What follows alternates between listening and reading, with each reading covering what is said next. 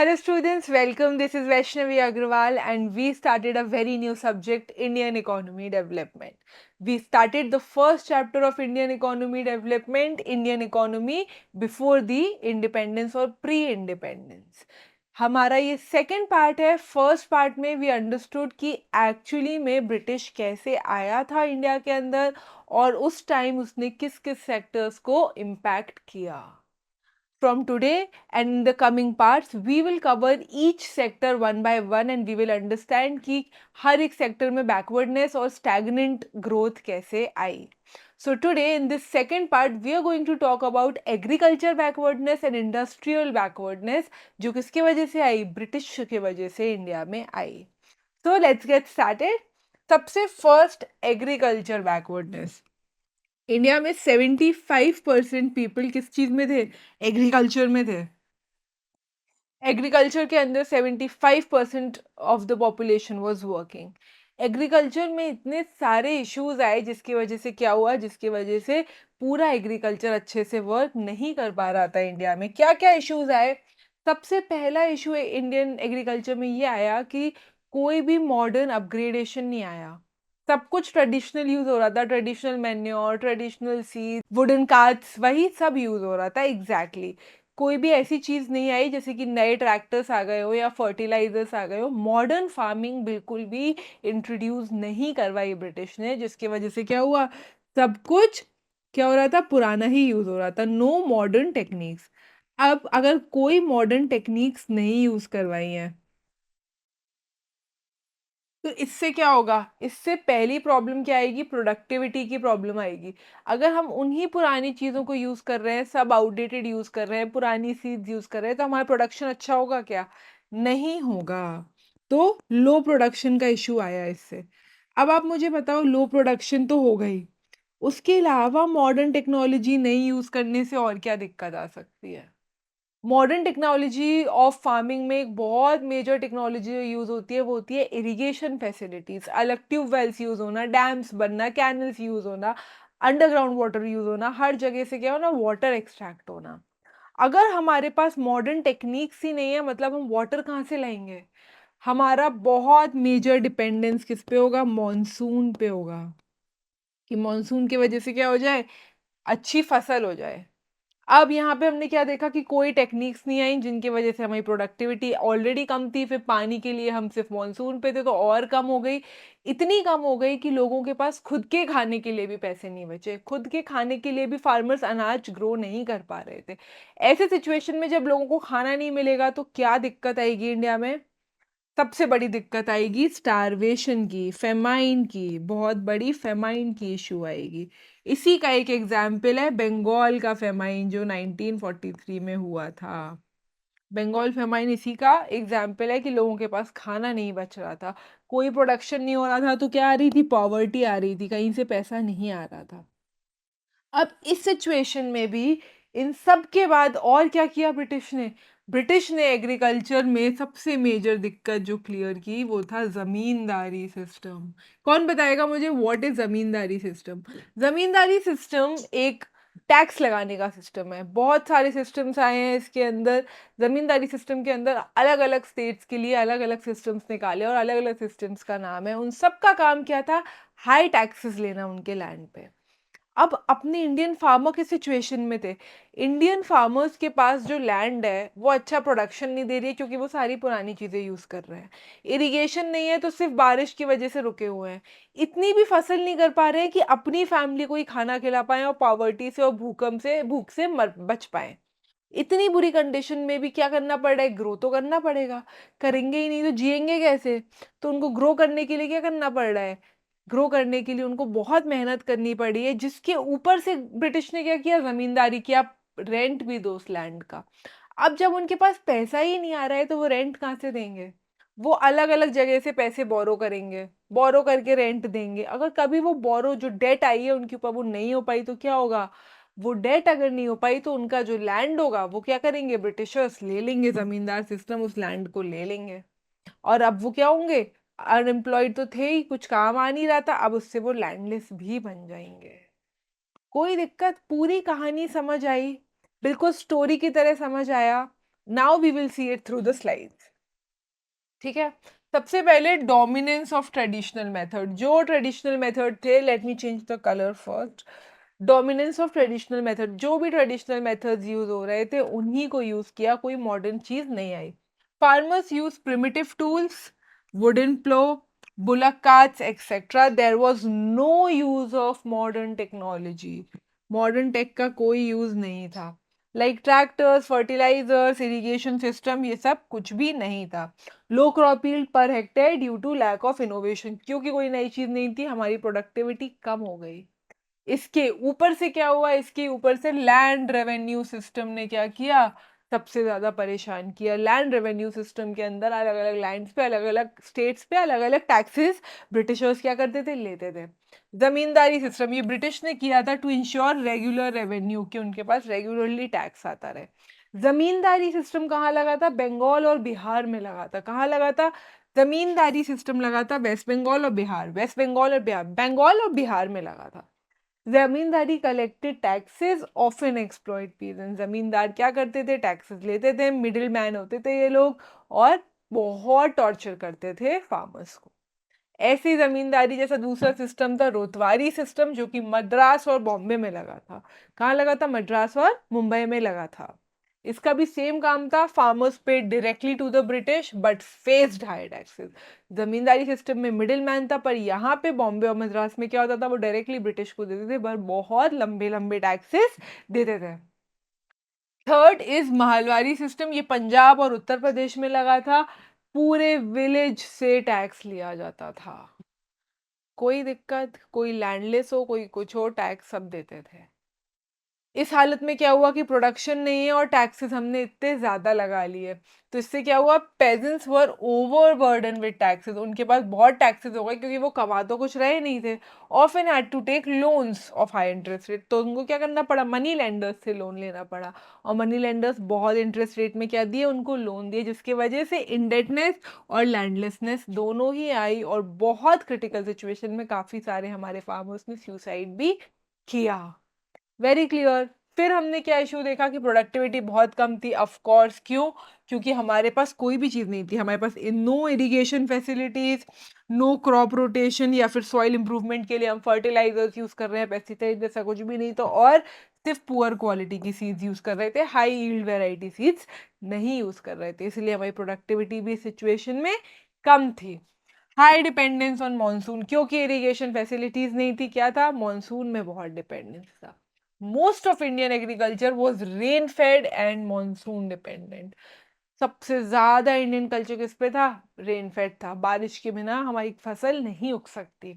In years of poor rainfall crops fail, leading to famines and starvation, जिससे सबसे बड़ी दिक्कत आई, दैट मीन्स फेमाइंस और स्टारवेशन की, भूख की दिक्कत, हंगर आई सबसे ज्यादा इंडिया के अंदर। इसमें एग्रीकल्चर में कोई इन्वेस्टमेंट नहीं दिया ब्रिटिशर ने, कुछ भी पैसा नहीं किया। क्या किया, no efforts to increase rural credit, ना ही ऐसा किया कि गांव वालों को ज्यादा पैसे दिए जाए कि वो अच्छा फसल उगाएं, या बिल्ड इरिगेशन सिस्टम, कोई तरीके का इरिगेशन सिस्टम नहीं बिल्ड किया। Provide education on training to farmers, कैसे फसल उगानी है, कैसे सॉइल को अच्छे से यूज करना है, कैसे उसको फुल्ली यूज करना है, ये सारी चीजों की कोई ट्रेनिंग नहीं दी गई, सब अनस्किल्ड वर्कर्स थे। Instead they extracted wealth from agriculture without री इन्वेस्टिंग। लेकिन जितनी भी चीजें एग्रीकल्चर में आई, ये सब अपने लिए रॉ मटेरियल्स के लिए ले लिए, पूरा उसको निचोड़ लिया, पूरे तरीके से एक्सप्लॉइट किया, बट इन्वेस्ट कुछ भी नहीं किया।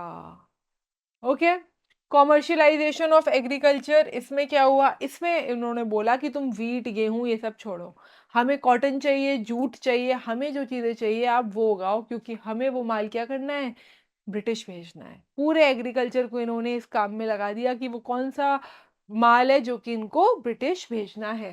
Farmers were forced to grow cash crops like indigo, cotton, jute, opium, ऐसे सारे क्रॉप्स, कॉमर्शियलाइज्ड क्रॉप्स बोला ग्रो करने को, इंस्टेड ऑफ फूड क्रॉप्स। बोला कि खाना नहीं करना है। अब तुम बताओ, अगर खाना नहीं करेंगे और सिर्फ कैश क्रॉप्स करेंगे तो क्या होगा, सबसे बड़ी जो दिक्कत आएगी वो आएगी फेमाइन की दिक्कत। भूखी की दिक्कत, भूख बहुत ज़्यादा बढ़ जाएगी, लोगों के पास खाने-पाने को कुछ नहीं होगा, जिससे बहुत सारी बड़ी-बड़ी डिसीज़ेज़ होंगी। ऐसा क्यों होगा? क्योंकि हमारे पास खाना बचेगा ही नहीं, शॉर्टेज ऑफ फूड ग्रेन्स होगा। और जो भी इम्पोर्टेड फूड है, जो भी फूड ब्रिटिश से आ रहा है, जिसके लिए इंडिया पे कर रही है खुद का खाना ना खाकर, वो क्या होगा? उसकी डिमांड इवेंचुअली बढ़ जाएगी। Very clear? Okay. Famines and food insecurity. India faced several famines. Bengal famine in 1943 killed around 3 million people of India. बहुत ज़्यादा लोग मरे थे उस फेमाइन में, लोगों के पास खाने को कुछ नहीं था, भूखी मारी यही चल रहा था। और इसका बहुत मेजर रीज़न इंडियन एग्रीकल्चर था किस टाइम पे? ब्रिटिश रूल या कॉलोनियल रूल के under. Around 3 lakh people died in Bengal famine 1943। क्या रीजन था? क्योंकि कोई फूड डिस्ट्रीब्यूशन नहीं था, लोगों के पास खाना नहीं है, भूखे मरने दो। They did not care. British export policies, British जो भी बनता था वो सब ब्रिटिशर्स के लिए एक्सपोर्ट होता था। रॉ मटेरियल्स जाते थे, फिनिश्ड गुड्स जाते थे, हर टाइप की चीज़ कहाँ जाती थी? ब्रिटिश जाके एक्सपोर्ट हो जाती थी। इंडियन या डोमेस्टिक मार्केट के लिए कुछ नहीं रखते थे। नो इमरजेंसी रिलीफ सिस्टम, कोई मेडिकल फैसिलिटीज नहीं है, कोई तरीके की हेल्प नहीं है। किसी के लिए कुछ इमरजेंसी आ भी गई तो it was not the work of Britishers. Very clear. ये था कि एग्रीकल्चर कैसे वर्क कर रहा था, कब? ब्रिटिश इंडस्ट्री में। अब हम देखेंगे कि इंडस्ट्रियल सेक्टर कैसे वर्क कर रहा था ब्रिटिश में। इंडस्ट्रियल सेक्टर में भी बहुत मेजर इश्यूज आए। इंडस्ट्रियल सेक्टर में सबसे बड़ा इशू ये आया कि हमारा जो सबसे अच्छा काम था, किस चीज़ का काम सबसे अच्छा था? हमारा हैंडीक्राफ्ट्स का। उसको बंद कर दिया ब्रिटिशर्स ने। इस काम को बहुत डिक्लाइन कर दिया। इस काम को डिक्लाइन करने के अलावा क्या किया? कहीं पे भी इन्वेस्ट नहीं किया। जितनी भी हमारे फिनिश्ड गुड्स बनते थे उनको क्या करते थे? उनको ये एक्सपोर्ट कर देते थे। कहाँ पे? ब्रिटिश एक्सपोर्ट कर देते थे। चाहे वो फिनिश्ड गुड्स हो, चाहे वो रॉ मटेरियल हो, हर एक चीज़ कहाँ जाती थी? ब्रिटिश चली जाती थी। किसी टाइप का इन्वेस्टमेंट नहीं था, कोई मॉडर्न ग्रोथ नहीं थी, कोई मॉडर्न चीज़ें नहीं थी, कैपिटल गुड्स बनाने को हमको बिल्कुल मना कर दिया था। ठीक है? सो बेसिकली क्या किया था? Decline in traditional handicrafts. India was on famous for handicrafts and textiles, especially cotton and silk. Cotton and silk में इंडिया बहुत फेमस थी। सबसे ज़्यादा बड़ा काम ही हमारा टेक्सटाइल और हैंडीक्राफ्ट्स का था। British policies like high tariff on Indian textile and free entry of British manufactured good ruined Indian artisans. British ने दो चीज़ें की, एक तो अपने सारे चीप गुड्स जो ब्रिटिश के थे वो इंडिया में लाना, मैन्युफैक्चर करना स्टार्ट कर दिया। जिससे क्या हुआ? इंडिया की जो वैल्यू थी, इंडिया का जो स्कोप था अपनी हैंडीक्राफ्ट्स और टेक्सटाइल में अच्छा करना, वो पूरा खत्म हो गया। उसके साथ साथ उन्होंने हर एक मैन्युफैक्चरिंग यूनिट में, हर एक इंडस्ट्रियल वर्क में बहुत लंबे लंबे टैक्स लगा दिए कि गलती से किसी के पास कोई मनी बच रहा हो तो वो भी एक्सप्लॉइट करके किसके पास चला जाए? ब्रिटिशर्स के पास चला जाए। Many artisans lost their livelihood. बहुत लोग क्या हुए? मारे गए, मर गए। क्यों? Due to cheap machine made British goods flooding in Indian market. क्योंकि उनका काम बंद हो गया। चीप गुड्स और ब्रिटिश गुड्स ही उनकी क्या थी? लाइफलाइन थी। That is not good for our survival. तो बहुत सारे लोगों की इस सिचुएशन में भी क्या हुई? They had to give up their life. Limited development. इन्होंने मॉडर्न इंडस्ट्री में सिर्फ वो डेवलपमेंट किया जिनकी उनको ज़रूरत थी। उन्होंने कॉटन टेक्सटाइल मिल और जूट टेक्सटाइल मिल खोले 2-3 जगह में, मद्रास में, बंगाल में, जहाँ जहाँ उनको ज़रूरत थी कि वो मेन गुड्स बनाए और वो ब्रिटिश भेजे। इन्होंने कहीं पे भी सेल्फिश होके ही सोचा है, मतलब there was nothing to develop India, it was all to develop and help British over there. The industrial revolution in Britain was not extended to India. जो इंडस्ट्री में कमाल ब्रिटिश कर रही थी उस टाइम, उसका कोई स्कोप इंडिया में नहीं आया। Very few industries were developed. बहुत ही गिनी चुनी इंडस्ट्रीज में काम किया जिसपे उनका बेनिफिट था। किसमें? कॉटन टेक्सटाइल की मिल खोली बॉम्बे में और अहमदाबाद में। कॉटन इंडिया में बहुत अच्छा था। बहुत ज़्यादा एक्सपोर्ट और बहुत ज़्यादा रॉ मटेरियल का इंडिया से जाना ब्रिटिश के लिए बहुत फ़ायदेमंद था। एंड सेकंड, जूट मिल्स खोली बंगाल में। जूट भी इंडिया का एक बहुत ही मेजर मेजर क्या था? इकोनॉमिक वेरिएबल था। जूट और कॉटन ने क्या किया? पूरा ब्रिटिश मार्केट ले लिया। Some iron and steel works towards the last of 19th century. 19th century के एंड में हम लोगों ने स्टील और आयरन का काम भी ब्रिटिशर्स ने शुरू करवाया। ये सब ब्रिटिशर्स ने क्यों करवाया? खुद के बेनिफिट के लिए करवाया। These industries were mostly British owned and focused of exporting raw material and finished good. ये सब ब्रिटिश ओन्ड थी, cotton, jute, textile, iron, steel. और ये क्या करती थी? जितना रॉ मटेरियल होता था वो भी बाहर ब्रिटिश भेजती थी, और जितना फिनिश्ड गुड्स होता था वो भी सब ब्रिटेन भेजती थी। किसी भी चीज से इंडियन इकोनॉमी नहीं चल रही थी। Okay, no capital goods industry, ये मैंने आपको पहले लास्ट पार्ट में भी बताया था। कैपिटल गुड्स बनाने को हर तरीके के जो एसेट्स हो सकते हैं, मशीनरी हो सकती है, बिल्डिंग्स खड़ी हो सकती है, किसी भी तरीके से इंडिया का स्ट्रक्चरल या इंफ्रास्ट्रक्चरल डेवलपमेंट हो सकता है, वो सारी चीज़ें प्रोड्यूस करने के लिए ब्रिटिशर्स ने हमको मना कर दिया था, फॉरबिड कर दिया था। India lacked industries producing machines, tools, other capital goods. This meant India had to import machinery from Britain in economic dependency. इतनी ज्यादा परपेचुअल डिपेंडेंसी के बाद, इतना कम पैसा होने के बाद भी इंडिया को क्या करना पड़ रहा था? ये सारी चीजें ब्रिटिश से तुरंत की तुरंत इंपोर्ट करवानी पड़ रही थी। कुछ भी कंट्री के अंदर खुद से नहीं बन रहा था। British policies discouraged industrial growth. हर एक पॉलिसी वो थी जो क्या थी? जिसने इंडियन ग्रोथ को बहुत डिस्करेज किया। टैरिफ पॉलिसी लगाई, जिसमें क्या होता था कि अगर इंपोर्ट कुछ भी हो रहा है ब्रिटिश में तो क्या होगा? इंडिया के ऊपर टैरिफ लगेगा। तो इंडिया एक तो करना नहीं चाहती इंपोर्ट, बट क्योंकि इनने सारा प्रोडक्शन बंद कर दिया, सब कुछ ब्रिटेन से आ रहा है, उसके ऊपर हम टैक्स भी दे रहे हैं, और ये पूरा एक्सपोर्ट फ्री में लेके जा रहे हैं। Okay, favoured British goods and discouraged Indian entrepreneurs, जिसमें से इंडियन एंटरप्रेन्योर्स के लिए, बिजनेसमैन के लिए बहुत बुरा था ये। Lack of financial support and infrastructure for Indian industries. Profit made in Indian industries were repatriated by to Britain. जो भी आता था पैसा वो सब ब्रिटेन चलाता था, इंडिया के पास कुछ भी नहीं बचता था। Industry concentration in few areas, बहुत ही कम जगह को कॉमर्शलाइज किया, अर्बनाइज किया, हर जगह डेवलपमेंट नहीं होने दिया। जहां ऑलरेडी था बंगाल, अहमदाबाद, बॉम्बे, मद्रास, उन्हीं जगह को इन्होंने कंपाइल रखा। बॉम्बे, अहमदाबाद, कैलकाटा, जमशेदपुर, यही अर्बन सेंटर्स थे। Jamshedpur, Calcutta, Bombay and Ahmedabad. Very clear. जल्दी से देखते हैं आज हमने क्या क्या देखा। हमने देखा कि इंडिया में जब ब्रिटिश आया उसने हर जगह बहुत इम्पैक्ट किया। दो सेक्टर्स जो आज हमने कवर किए वो था एग्रीकल्चर सेक्टर और इंडस्ट्रियल सेक्टर। स्टोरी की तरह देखें तो एग्रीकल्चर सेक्टर में क्या था? एग्रीकल्चर सेक्टर में जितनी भी पुरानी और ट्रेडिशनल चीज़ें थी हम वही यूज़ कर रहे थे। हमें कोई भी मॉडर्न फैसिलिटी नहीं दी, ना इरीगेशन फैसिलिटी, ना ही कोई अच्छी वेराइटी की सीड्स या फर्टिलाइजर्स, जिसकी वजह से हमारा प्रोडक्शन भी कम रहा और हम बहुत ज़्यादा मानसून पे डिपेंडेंट रहे। मॉनसून पे डिपेंडेंट रहने की वजह से जब हमारे पास कुछ भी फसल नहीं आई तो हमने बहुत मेजर मेजर फेमाइंस, हंगर और स्टारवेशन देखे, जिसका एक एग्जांपल है बंगाल फेमाइन इन 1943, जिसमें 3 लाख पीपल एटलीस्ट क्या हुए थे? इंडिया के मर गए थे। इस पूरी कंडीशन में ब्रिटिशर्स ने कुछ नहीं किया, कोई मेडिकल फैसिलिटी नहीं दी, किसी भी टाइप का रिलीफ नहीं दिया, किसी भी टाइप का फाइनेंशियल एड नहीं दिया। उसके ऊपर से इसके ऊपर इन्होंने लैंड रेवेन्यू सिस्टम और लगाया, जिसमें क्या होता था? बंगाल, बिहार, मद्रास, बॉम्बे, यूपी, हर एक जगह से टैक्स लिया जाता था, और उस टैक्स को क्या करते थे? उस रेवेन्यू को लेके और ज़्यादा एक्सप्लॉइट करते थे हमारे फार्मर्स को। बंगाल और बिहार में क्या करते थे? बंगाल और बिहार में ज़मींदार थे जो कि हमसे टैक्स लेते थे, मिडिल मैन थे।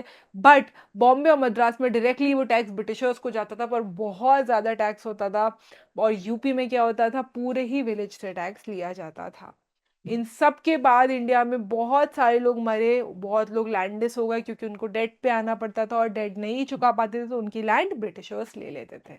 तो एग्रीकल्चर को पूरे तरीके से ख़त्म कर दिया। हमें वीट और सारे फूड क्रॉप्स को ग्रो करने से मना करके सिर्फ कैश क्रॉप, कॉटन, जूट, इन सब को ग्रो करने बोला, जो क्या हो सकता है? इंडिया से ब्रिटेन एक्सपोर्ट हो सकता है, और लोगों के पास कुछ भी खाने पीने को नहीं बचा।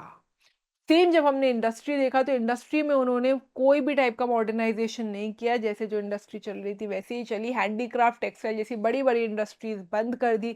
कॉटन और जूट के मिल खोले, क्यों? क्योंकि वो अपने रॉ मटेरियल भी एक्सपोर्ट कर सके फ्री में और फिनिश्ड गुड भी एक्सपोर्ट कर सके। सारी इंडस्ट्रीज और कैपिटल गुड्स यहाँ बंद कर दिए बनवाना। मशीन, टूल सब हम ब्रिटेन से इम्पोर्ट करते थे, जिसपे हम टैरिफ भी देते थे, और हमारे पास बिल्कुल कुछ भी हाथ में पैसा नहीं बचता था, जिसकी वजह से बहुत सारे हमारे लेबर्स और वर्कर्स की लाइफ गई। क्यों? क्योंकि उनको चीप जो इंडियन मार्केट में ब्रिटेन घुस जा रहे थे उनसे सर्वाइव करना पड़ा और उनके पास खुद की कोई लाइवलीहुड या सर्वाइवल नहीं बची। हर तरीके से इंडिया ने इंडस्ट्री में और एग्रीकल्चर में एक्सप्लॉयटेशन किया ब्रिटिश ने, और उसके इम्पैक्ट्स बहुत लॉन्ग टर्म थे। वेरी क्लियर, लेट्स सी कि हमने क्या क्या देखा है through assessment. Question number first, what was the effect of British rule in India's handicraft? क्या किया था? हैंडीक्राफ्ट को डिक्लाइन कर दिया था, बहुत ज्यादा खत्म कर दिया था हैंडीक्राफ्ट को। They flourished during British rule, flourish मतलब इंप्रूव हुआ? नो। दे रिमेन्ड अनचेंज्ड, ऐसा था क्या कि बिल्कुल ना अनटच्ड हो? नहीं, खराब कर दिया था। They declined significantly due to British rule, क्या हुआ? हद से ज्यादा खराब हो गई। None of the above, no. So answer would be C, handicraft industry declined significantly during the British rule. Next question, question number second. Why did Indian agriculture remain backward during British rule? क्यों?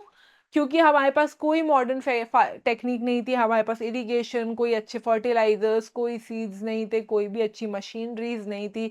Monsoon पे हम बहुत dependent थे। हमें सिर्फ cash crops बनाने बोला था, फूड क्रॉप्स के लिए मना कर दिया था। जो पॉइंट इसमें से दिख रहा है वो सही है। लैक ऑफ इरिगेशन सही है।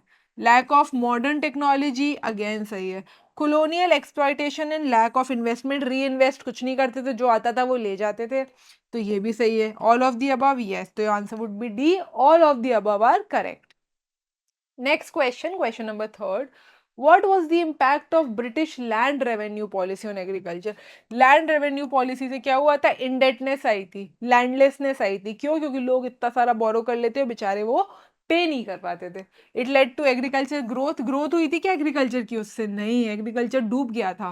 It led to agriculture stagnation, बिल्कुल डेकेड्स तक बराबर रहा था। यस, तो B, it would be right. It had no impact on agriculture, false. It promoted agriculture exports, agriculture के एक्सपोर्ट बढ़े थे क्या? नहीं बढ़े थे। तो answer would be B, it led to agriculture stagnation.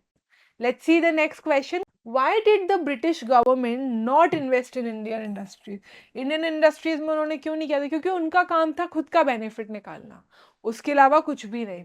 Lack of funds, उनके पास फंड्स कम थे, उनके पास इंडस्ट्री में लगाने को फंड कम थे। लैक ऑफ इंटरेस्ट, यस, उनको कोई इंटरेस्ट नहीं था। Colonial economic policies prioritize British interest, इनका काम क्या था?